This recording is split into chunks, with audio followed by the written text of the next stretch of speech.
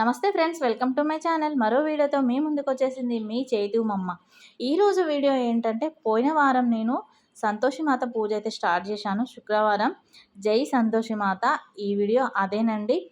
ప్రతిదీ మీతో షేర్ చేసుకుంటున్నాను కాబట్టి ఈ వీడియో కూడా అప్లోడ్ చేశాను. పిల్లలు సరిగ్గా తీయలేదండి. లాస్ట్ వారం అందరు పిల్లలు ఉన్నారు. ఈ వారం అయితే ఎవరు లేరు. మనకేమైనా పండగలు వచ్చినాయని అనుకోండి, ఎంత సంతోషంగా ఫీల్ అవుతాం. పండగలు కూడా మస్తు గ్రాండ్గా సెలబ్రేషన్ చేసుకుంటాం ఇంట్లో ఉన్న వాళ్ళతో. కానీ నాకు పూజలంటే అంత పిచ్చండి. పూజలంటే ఇంకా నేను ఒక పండగలాగానే సెలబ్రేట్ చేసుకుంటా. అది నేను ఒక్కదాన్ని ఉన్నా మంచి. మన ఇంట్లో పండగలు వస్తే మనం ఎంత సెలబ్రేషన్ చేసుకుంటామో, ఎంత సంతోషంగా ఉంటామో, నేను కూడా ఏదన్నా స్పెషల్ పూజలు చేసుకోవాల్సి వచ్చినప్పుడు రోజు దీపం పెట్టేది కాకుండా మామూలుగా మనం అప్పుడప్పుడు పూజలు చేసుకుంటూ ఉంటాం కదా, ఆ పూజలు వచ్చినప్పుడు అయితే నేను పండగ కంటే ఎక్కువ సంతోషంగా ఫీల్ అవుతా. ఎక్కువ ఇంట్లో ఉన్న దాంట్లో నేను సెలబ్రేషన్ చేసుకుంటానండి. నాకు పూజలు అంటే అంత ఇష్టం. ప్రశాంతత దొరికేదంటే ఆ పూజ దగ్గరనే దొరుకుతుంది.